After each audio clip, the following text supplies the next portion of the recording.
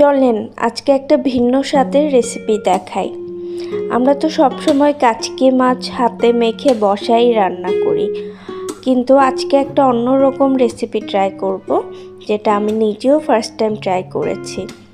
তো আমি মাছগুলোকে সুন্দর করে ধুয়ে নিয়েছি, তারপর পেঁয়াজ কুচি, টমেটো, ধনেপাতা, কাঁচামরিচ সব কিছু সুন্দর করে কুচি করে নিয়ে মাছের উপর দিয়ে দিব।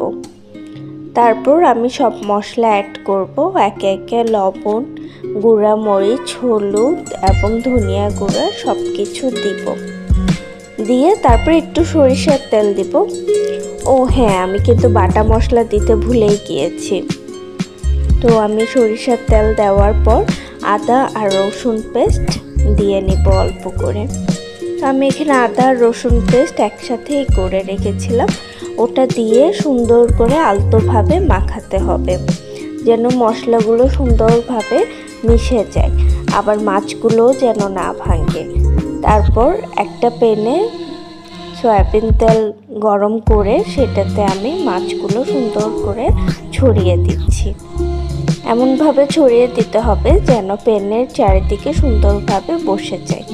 তারপর এটা সেট করে মিডিয়াম আঁচে এটাকে ফ্রাই করতে হবে। এটা হাই হিট দিলে পুড়ে যাবে, আবার লো হিট দিলে মাছগুলো ভেঙে যাবে। তো মিডিয়াম হিটেই এটাকে ফ্রাই করতে হবে একটু সময় নিয়ে। তো এই যে ফ্রাই হতে হতে এক পাশে একটু মুচমুচে হলেই তারপর আমি এটাকে আলতো করে উল্টিয়ে দিব। এখানে মাছের থেকে তেলটা আমি একটু বেশি নিয়েছি, পরে এটাকে আবার আমি তেলগুলো সরিয়ে নিব। এই যে আমার এক পাশ মুচমুচে হয়ে যাওয়ার পর আমি এটাকে উল্টিয়ে দিয়েছি, তারপর আরেক পাশও একটু ভেজে নামিয়ে ফেলবো। গরম ভাত দিয়ে এটা খেতে কিন্তু বেশ মজা, আর সাথে যদি একটু ডাল হয়ে যায় তাহলে তার কথাই নেই।